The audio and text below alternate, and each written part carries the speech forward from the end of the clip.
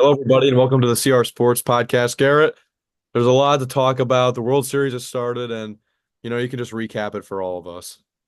Yeah, Mike, a little bit of a more negative take to start the podcast today from you is the Dodgers currently hold a 2-0 series lead in the 2024 World Series, in which they're facing your New York Yankees. We'll start it with game one, though. One of the greatest games of baseball I've ever seen. Certainly witnessed Freddie Freeman, the walk-off grand slam in the bottom of the 10th after the Yankees had taken the lead in the top of the 10th. And that was such a pivotal game because, the Yankees, they really want to win the Garrett Cole starts. He is the best pitcher in the series. So to have him on the mound, you're probably only going to get two. Maybe they could squeeze a third start out of him. So for the Dodgers to be able to steal that one, very impactful. And then game two, it was sort of mostly Dodgers. It was the Yamamoto show as he went six and a third, only giving up one earned run, only one hit, a couple walks, and four strikeouts. The Dodgers were able to get their runs off of back-to-back home runs from Teoscar Hernandez, the two-run shot, and then Freddie Freeman had a solo shot of his own. Those were three of the four runs, and then it was Tommy Edman with a solo shot as well earlier on.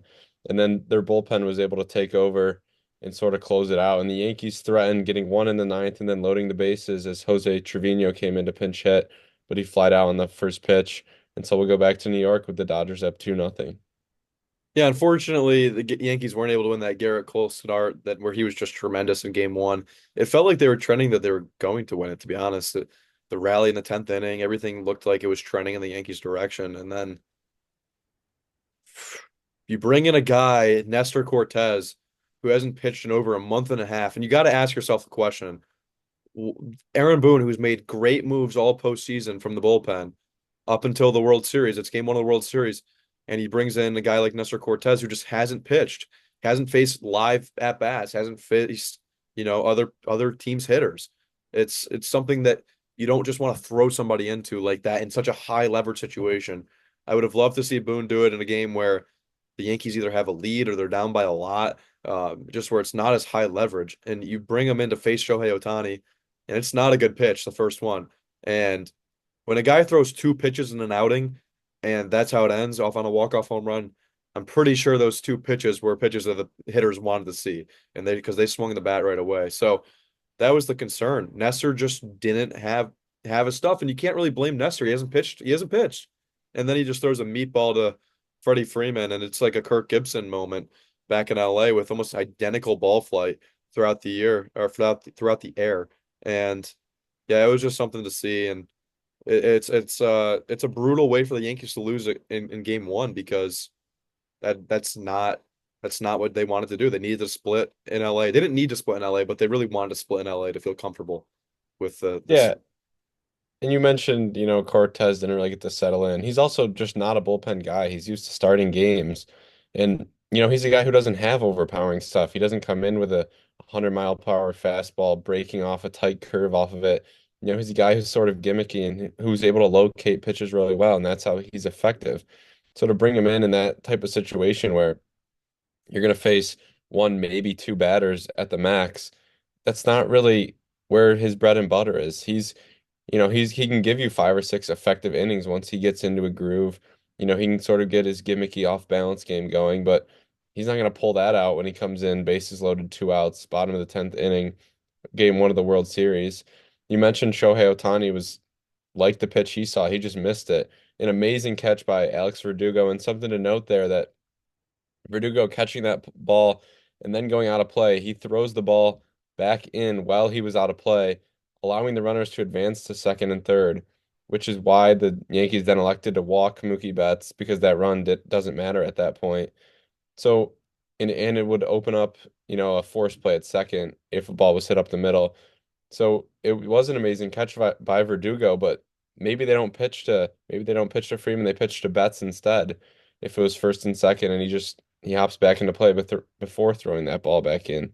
But because they do elect to intentionally walk Betts, it sets up Freeman, and the rest is history. He he must have saw the pitch he was looking for because it was a fastball right down the middle, and he did not miss it. Yeah, but I also disagree kind of with the narrative of walking bets in the first place. I get that second and third, you're gonna try to get your lefty and lefty matchup.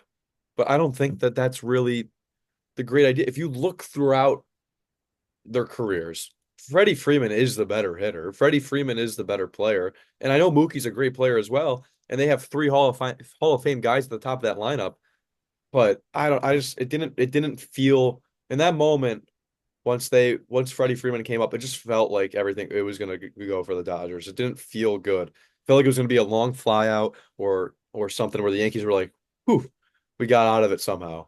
But it wasn't, and it was a ball that was destroyed into right center field. And yeah, that was that. And I think the Dodgers really took a lot of the momentum in this series after that game one walk-off homer. And it was an all-time classic game. That's what baseball wanted in this series, that back and forth nature. But they got it in a way where then the Dodgers trot out Yamamoto, and he just has another great outing against the Yankees. But his best regular season outing, which he went over 7 innings, was also against the Yankees. So he knows the Yankees pretty well, and that's something that is going to work out well for the Dodgers, and it totally did in game two. So the Dodgers have a 2-0 lead, and they're in a great position. Now they're just saying, we just need one out of three in New York, and then we're feeling pretty good. Or they're even looking to close it out in New York. They get 2 out of 3, they win the series. But if you're the Yankees, it's game three tonight at 8. It's Monday night for us right here, and it's back in New York. You have a chance to reset, calm everything down.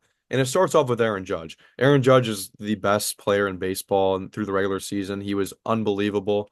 Um, he's the American League MVP. He's a guy who's hit 62 home runs. He's our leader. He's the captain of the New York Yankees. And to see him struggle in the postseason is so difficult. So what I've been calling for, and I've been telling you this, Garrett, and I think other Yankee fans have been as well.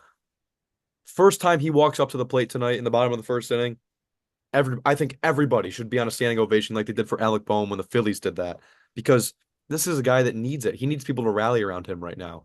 When he's struggling at the plate, a guy that's so lovable and a guy that just does everything right, does the little things, speaks the right way, is a leader that you want on your team. We got to rally around him. I know that he's struggling, but it's definitely not the time to boo, because if you boo, the series is over, in my opinion. If you start booing the guy and you start booing players who aren't hitting, that's not going to help anything. That's just going to make it worse, and it's going to add salt on the wounds of a team that's already down 0-2 in the World Series.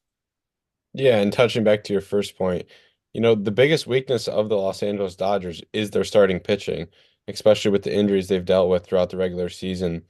Tyler Glasnow out. Where are we going to see Kershaw in the playoffs? Probably not, but he's not healthy. And even other guys, Bueller's had a lot of injury problems this year. So to get back-to-back 5+ inning starts from Flaherty and Yamamoto was absolutely huge if you're a Dodgers fan. And now it sets up a game three where they go to Bueller and a game four where it's probably going to be a bullpen game, which kind of feeds into their favor because they have a dominant bullpen who was able to shut down the Padres in back-to-back games. They were able to shut down the Mets as well. So I think that was really huge from the Dodgers, not only winning the Garrett Cole start, but getting such great quality starts from Flaherty and Yamamoto. And then to your point with Aaron Judge, the Yankees only have 4 runs in 2 games, so it's the offensive production that needs to step up. Their pitching has been doing, they've been fine. They've let up 6 in the first game, 4 in game two, but the Dodgers are the best and the hottest offense in baseball right now. So you're not going to shut them out. You're not going to hold them down. You just need to limit the damage. And if a guy like Aaron Judge is hitting better, that's how you win those type of games. Because, we saw Giancarlo in game one, we saw Soto in game two. Those bats have carried over from the other series, but Judge is sort of going back to ALDS Judge, where he was really struggling. 6 strikeouts in the first 2 games now. He needs to get back to how he was, in the middle games and towards the end of that series in the ALCS, where he was driving balls the other way and hitting for power.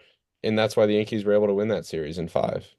Yeah, well, I'm gonna make it sound a little bit better, but not really. The Yankees have 5 runs in 2 games, Garrett, but that's because of Juan Soto and Giancarlo Stanton, and that's what we've seen throughout these playoffs. Their two best hitters are by far Stanton and Soto, and what Soto did in game two was he tried every way he could. He hit the solo home run.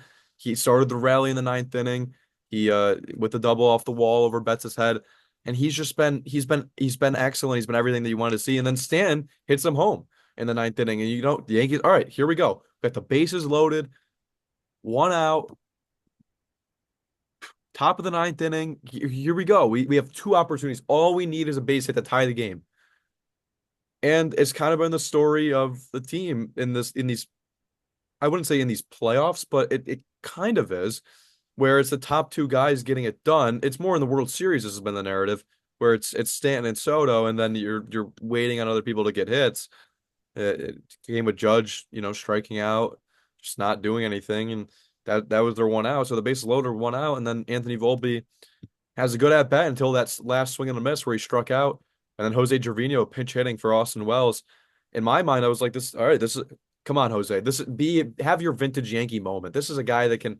He's had walk off hits before. He can just slap a single, and he comes out swinging at first pitch, maybe a little too amped up, and thinking he could do what Freddie did last night, and just flies out to center field. So it's tough. It's tough to see Garrett because it was also right there in front of him for the Yankees to then take, because let's say they had get a hit in the top of the ninth inning and they basically do what the Dodgers did the night before. Momentum has completely changed then. It's went from the Dodgers having the walk-off home run to now the Yankees get the not the walk-off hit, but if they're able to close out the game, then it would have been the winning hit. So if they were able to get that, it would have been special if two guys were able to string together some hits like they had with Jazz Chisholm, Anthony Volt, or Anthony Rizzo to get on base, and they weren't able to get that. And when we're talking about World Series and we're talking about championships in this fall classic, it's about big moments like that and big moments like Freddie Freeman capitalizing them and the Yankees missing their opportunities. Yeah, and I think if Judge is going to continue to struggle, I don't think the series is over by any means. There's other guys in these lineup that need to step up and they need to get on base more often. And if Judge could just, maybe draw a couple walks, slap a couple singles, just keep the lineup moving and get on base, that's going to be, tremendously big as well. And then you mentioned Trevino stepping in, similar situation to Freddie, except in the top of the ninth inning this time instead of the bottom of the 10th. Bases loaded, two outs, and he fresh off the bench, he comes in, he swings at the first pitch, and it was sort of a lazy fly out. If you're Trevino there, I'd like to see him, take a pitch, maybe a couple pitches, sort of work the count. Maybe he could draw a walk. Maybe he can poke a base hit the other way. He didn't need to hit a home run. A base hit in that situation is out of the infield, most likely going to score two guys. But instead, he comes up, like you said, maybe he gets a little antsy. Maybe the moment was too big. It's hard to be patient in a situation like that. You kind of, you see bases loaded. You saw what Freddie did on Friday night. He's like, I could be the hero and for the Yankees tonight, but he hits a pretty lazy fly out to center, and the Dodgers are able to capitalize, and Trinan's able to get out of a ninth inning jam, and now they go back to New York, and like you said, they win two, the series is over. Even if they get one, I think they're pretty confident that they just have to go back to LA then and win one out of two. Yeah, I mean that is what is in front of them. But if the Yankees are able to get two in a row, that's what you'd like to see. Two in a row right now, where they win game three and game four. Then we have a 2-2 series, and that sets up obviously the huge game five and the pivotal game five in a 7-game series. Then everything's washed. And that's stating the obvious. The series would be tied. But even momentum wise, it would feel different. It would feel like a completely different series if the Yankees are able to get two in a row, which is why Garrett, it was so important for them to win that game where Garrett Cole started in game one. They had it right in front of them, and then it was just a bad move by Aaron Boone bringing in Nestor Cortez. It was. That's what it is. Okay, maybe Tim Hill allows the same thing, but we know that Tim Hill was excellent in the ALCS. So why bring in a guy who hasn't pitched and who's also not a reliever instead for your other lefty who's been a great reliever for you in the American League Championship Series and somebody that you could rely on last series, and he hasn't pitched in over and he's pitched in less than a month and a half. He just pitched last week. Like that's the thing that bothered me. And the game was right there for them to win, and it just slipped right away because of a poor decision. And that's what makes it tough because now you're going to New York, and you really want to win two in a row. I know you got to win at least two out of three, but you win two in a row, then you give yourself a chance to win three in a row. A third game, game five in New York. I think the Yankees would also be feeling pretty good if they went to LA with a 3-2 lead. So that's how they could kind of change the narrative. Yeah, I mean, it's going to be hard to flip the script and win three games in a row against the Dodgers right now. I mean, I they think were as right long in as all the, those in the first two games, though. That's the thing. If it can flip the other way. I think as long as the Dodgers can prevent a two game win streak at some point is in I guess if it's games 4 and 5, it's not as big of an issue, but if they can win either game 3 or game 4 and get it to a 3-1 lead, I think they'd be sitting there pretty, high up on their seat, balls in their court. Because even if they lose game 5, then all they have to do is win 1 out of 2 in LA. And New York has some of the momentum, but they don't have a lot of it. Whereas if the Yankees were to win 2 in a row, now game 5, the pressure's back on the Dodgers. But even if with a Yankee win tonight, the pressure's still on the Yankees down 2-1 at home.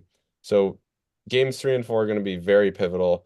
I think the Dodgers can, I don't want to say secure the series, but if it's 3-0, I really don't see a world where the Yankees come back or even win more than one game. But if they're able to win games 3 and 4 and get some momentum at home, that's when they can put some pressure on the Dodgers. So it all starts with game 3 tonight, which feels like a must win for the Yankees. Yeah, definitely a must win for the Yankees, and it feels like a must, Garrett, to get two in a row, just because of the way it would feel. It would feel completely different. You can because you could still win, like we said, you could win game. Let's say you lose game three and you win game 4 and 5, and then but you're still down 3-2, and they had a 3-0 lead. It's a tough spot to be. Let's say they win game three and they lose game four and they win game five. Okay, it's still 3-2. You took 2 out of 3 at home, but you're not feeling as great because the Dodgers once had that 3-1 lead. If you can get it to 2-2 and the Dodgers lose 2 games in a row, now it's complete. It just feels completely different, and that's really what we need to do because if you can get two in a row, I'm telling you, Game 5 in New York, the last game that they would have in this series, it would be unbelievable. The atmosphere would be incredible, and it would be something to see. And I know Yankees fans would live for something like that. If it's tied 2-2, Game 5 in New York, that's what they need.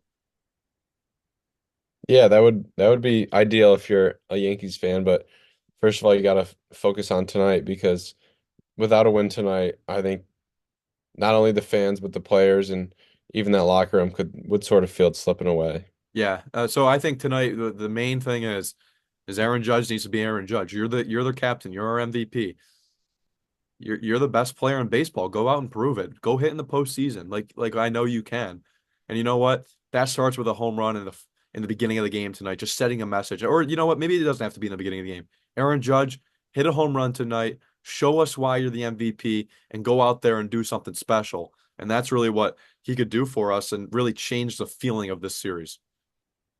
Yeah, he has a chance tonight, to do something special and to really get that home crowd into it as, playoff games in New York they can get pretty loud and rocking. Yeah, he can change the narrative as well. All right, so we'll sort of focus a little more now on the NFL as we talked a lot about the World Series in depth. I know Michael being a big Yankees fan definitely has something to do with it, but it's also the last time we're going to get to see baseball for 4 months or so. So definitely a good time to talk about the World Series. And like we said, this is what baseball asked for between the Yankees and the Dodgers, and it doesn't get much better than it did in game 1. Yeah, it was an all-time classic, you could say, with game one, but game three tonight, that's what you got to have your focus on, and it'll be nerve-wracking, and maybe we'll get a blowout win. Like I feel like that just isn't going to happen in the series. I feel like no team is going to run away with a game, but I don't know. Yeah. That's just my feeling about it, Garrett. Yeah, I think the Yankees really haven't blown out a game yet this postseason. Maybe one in the ALDS or ALCS. We've seen the Dodgers; they've had a lot more blowouts in their But they've two also gotten previous blown out series. too by the Mets. Yeah, that series just wasn't really filled with many close games. This one, it's been 2 close games so far, and I think we might be in store for another one tonight. But we'll swing it on over to the NFL. I guess we'll start with the most exciting play of Sunday, which was the Hail Mary from Jaden Daniels. Noah Brown just sitting behind the pack. The ball gets tipped up and he's there to catch the Hail Mary. The Commanders winning 18-15 in the battle of the first overall pick and Caleb Williams and the 4-2 Bears versus Jaden Daniels in the second overall pick and the Commanders who came in at 5-2 and now are sitting at 6-2 and atop the NFC East. Yeah, what an incredible sequence that was. What's the name of the guy on the Bears, number 27, Garrett, that was the one that kind of gave up the Hail Mary? Do you know his name off the top of your head?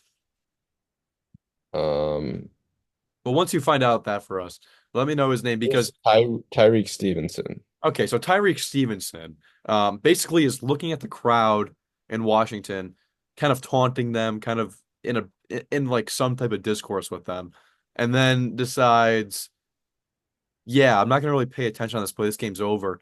Then runs in late after he sees what's going on, goes in, tips the ball directly up in the air and right into the back of Noah Brown. It was an incredible play, and that's kind of the season that Washington has been having. It feels like everything that used to go the Redskins way when they used to be them, and the Commanders way now, everything used to kind of not go in Washington's favor. It felt like they're kind of like a dumpster fire of a team, and maybe that was the ownership of Dan Snyder. Now that he's gone and the Harris group is in, it feels a little bit different in Washington, and they got a really good young quarterback in Jaden Daniels. It definitely feels like they hit on him, and they're a team that right now is at top of the NFC East and probably one of the toughest teams when you're looking at the NFC as a whole.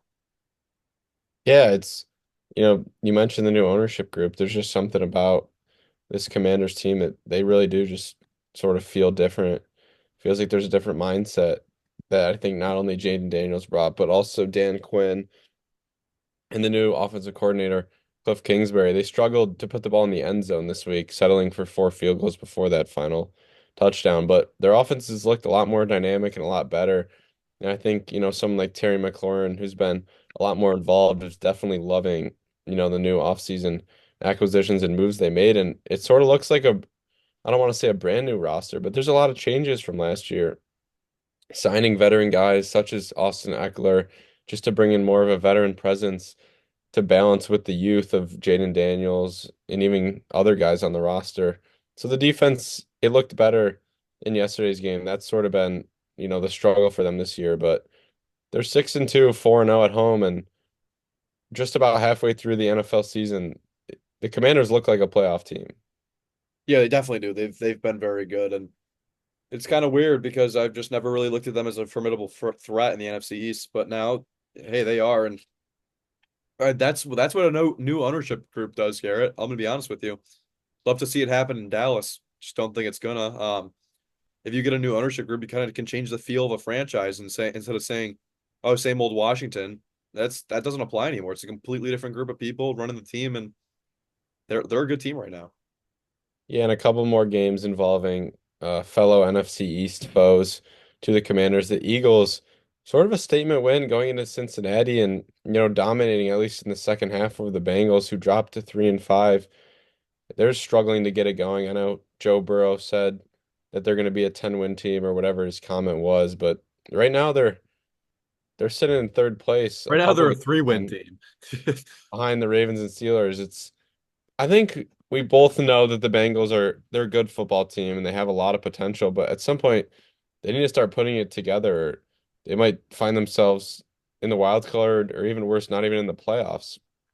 And then the Sunday night game involving the Cowboys and 49ers, the classic NFC rivalry.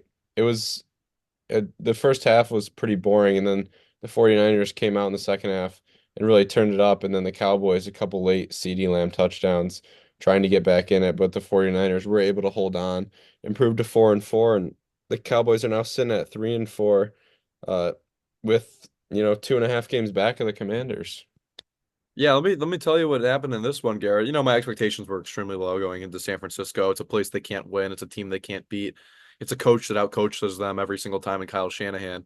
Um, but they were winning at halftime 10-6, and you're like, okay, it's a good spot to be. It's unexpected. This team sucks, and they're somehow on the road in San Francisco, putting up a fight a little bit, and it feels a little bit different. It was a couple good drives that they had.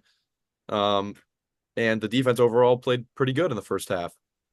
Come out in the second half, and it's just like a complete garbage show. And that's what Dallas offered for you. And it's bad coaching. It's at the end of the day, it's bad coaching, it's bad ownership. It's you don't have good players as well, and you got a lot of injuries that you're dealing with. So when you have a combination like that, it creates a real dumpster fire. And that's what the Dallas Cowboys organization is right now. It's awful. You come out in the second half and just get completely outcoached by Kyle Shanahan. Your defense really has no fight.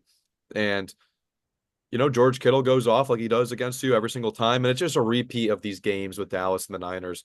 It's virtually a little bit different of a variation, but it's always the same thing at the end of the day. So that's what goes on in this one. And here's my roommate steps in, and this is Gavin, is a friend of the podcast. But we're watching this game last night, and it's just really bad because they're not a good team.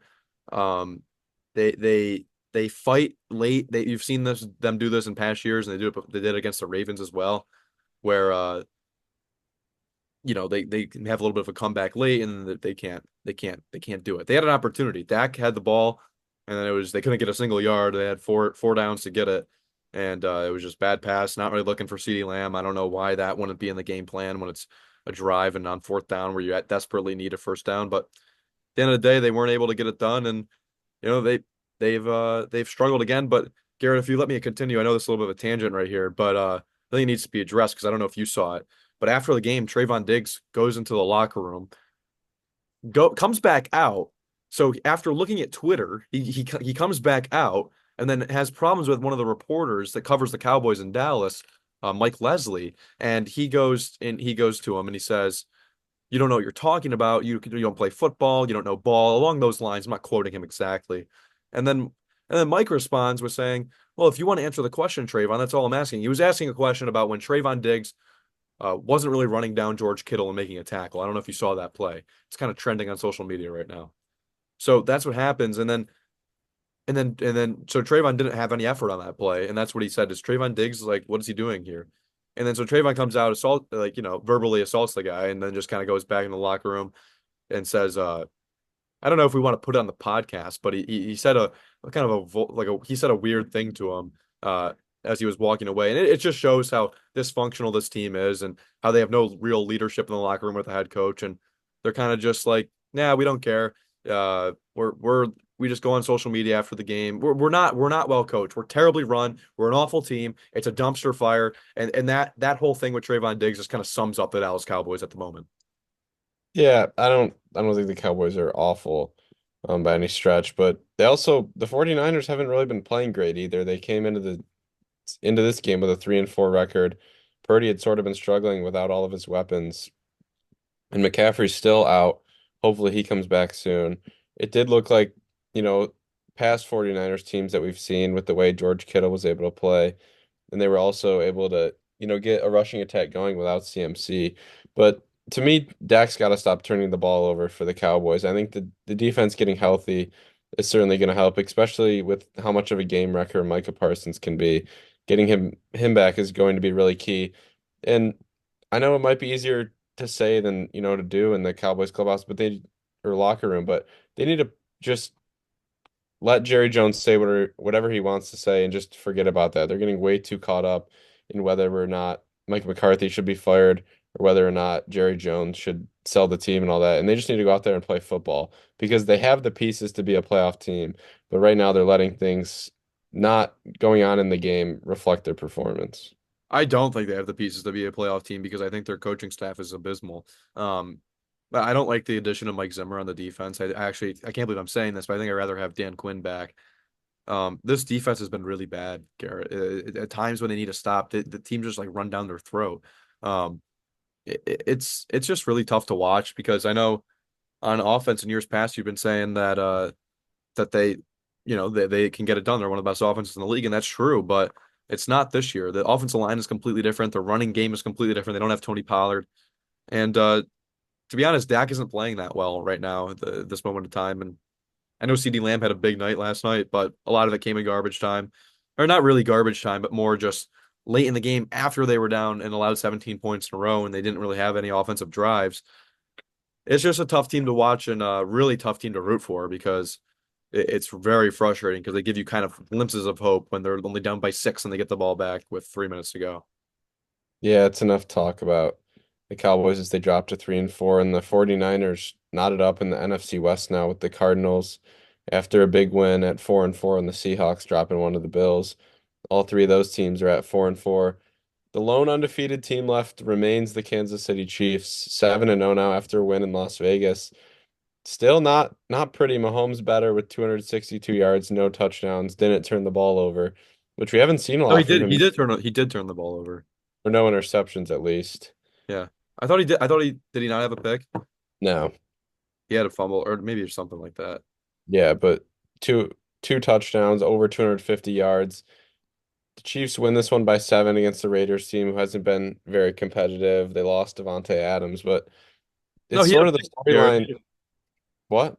Sorry, I think he had a pick. I'm pretty sure He did Mahomes. have a pick. Yes.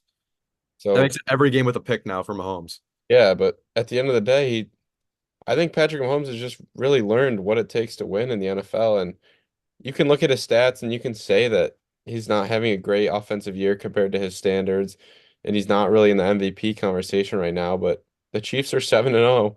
They're the only undefeated team, and him and Andy Reid have figured out how to win games in the regular season and in the playoffs. And I think this is sort of what we saw last year from the Chiefs, little in the regular season. They're not emptying out the playbook. They're not showing everything they have. They're doing enough to win games. Yeah, I think the Raiders are a bad team, but what this Chiefs defense has done all year, if we want to talk about the Chiefs as a whole, how they got to 7-0, this defense is just unbelievable. Steve Spagnuolo, the defense coordinator, I think he's really good. I mean, they got a couple good guys in Nick Bolton, Chris Jones, but how many more can you really name outside of that on that defense? There's not a ton of star players on that defense. They're really well coached. They stop the run. Alexander Madison yesterday for the Raiders had 1.1 yards per carry. Yeah, and 14 rushes for 15 yards. So like that's what they do. They completely took away the running game, and they only allowed 20 points at the end of the day. And as Mahomes is kind of struggling through the season, it's the same thing that we saw last year. They're a very tough team to beat, and they I don't know how it's gonna how it feels to be in the AFC because you always got to go through this guy, and it's just something tough. I guess the game that we're gonna circle again, we've seen in the regular season a bunch now, is November 17th, that game against Buffalo, because the Chiefs have the Buccaneers coming up, then they play the Broncos. Broncos could be a little bit interesting now. We'll talk about them in a minute, but that Bills game in the regular season, I guess that could maybe be another preview for another playoff game showdown that we've seen in the past. Yeah, I don't think you can look past the Buccaneers either. They had one of the more exciting games this week against the Falcons. Baker Mayfield threw the ball 50 times, 330 yards and 3 touchdowns. I think he also had 2 picks as well. And Kirk Cousins, 4 touchdown passes, moving the Falcons into first in the NFC South, 5-3 record. Their offense seems to be clicking, figuring things out. Kyle Pitts with 2 touchdowns. Finally seems like he's trying to burst. He's starting to burst onto the scene. And we can't fail to mention the fact that how disappointing are the Jets going into New England and losing to the Patriots on the last second drive. Yeah, Rodgers might have played a little better. Devontae Adams didn't have a huge game, but they're now 2-6 and they've lost 5 in a row. Last two after firing their head coach. Is it fair to say that Rodgers may have like kind of like destroyed this franchise in like a Brooklyn Nets kind of style way? Michael, you know what? I literally said that to somebody yesterday. I said Rodgers and Adams coming to the Jets are literally Paul Pierce and Kevin Garnett going to the Nets in the same type of way. They're not winning. It's destroying their future with draft picks, with assets. And now they're going to be set up for failure for the next few years because they went all in on old an old quarterback. In this case, I don't think Adams is washed, but Rodgers, I don't know if I want to call him washed, but I don't think he's really a great quarterback in the NFL anymore is going to lead a team anywhere. That's a good point with Paul Pierce and Kevin Garnett. I was looking in a different direction with the Nets. I was thinking about how they kind of tried to go with Harden, um, Kyrie, and KD. But that's a good point that you draw because those guys were older when they went to the Nets. And Rodgers is the older player here. But it's also that speaks to dysfunction with the Nets as well because this has happened multiple times with them. Where you just kind of try to bring in like a guy that you think is going to be a star or be like an MVP for you, and it just doesn't always work out when you have all these guys together. So it's just a real issue what is going on for the New York Jets, and they don't have a head coach right now. Really, it's just a disaster. That's also a dumpster fire. We're talking about dumpster fires around the NFL. You can probably point to Dallas and then the Jets as prime examples. So that's a big thing that's going on in New York, and Rodgers hasn't done what they brought him here to do, and at the same time, you look at what the Jets did bringing him in. Rodgers' last season in Green Bay, he didn't make the playoffs and, was kind of mediocre, wasn't good. So you can be surprised all you want, but that's kind of your own fault. The guy hasn't been his MVP self in quite some time. So that's a sign of age and just not being as good of a quarterback anymore. Yeah, the Jets are certainly in a tough spot right now. The defense, though, was amazing last year. It's the reason that they were able to win 7 or 8 games or whatever it was. despite Zach Wilson not really Yeah. looking like a compatible quarterback in the NFL. And the defense hasn't been that good this year. I mean, 25 points to the Patriots when Drake May played what, one quarter? That's just you can't have that. So I don't think the offense is where it needs to be by any means, but it's also the defense.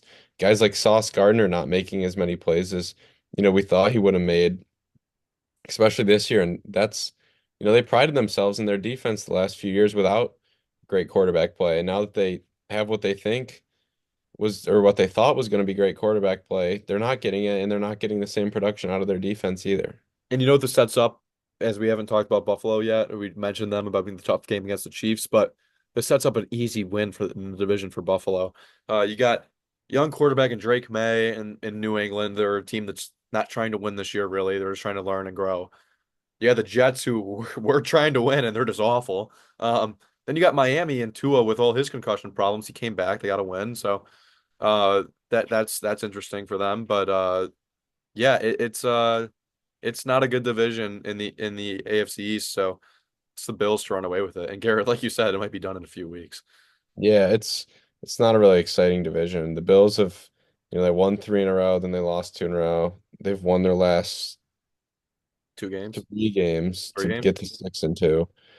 It's, you know, I don't it's sort of the Bills we're used to seeing at this point. Are they going to show up in the playoffs or not? I think we know they're going to get there.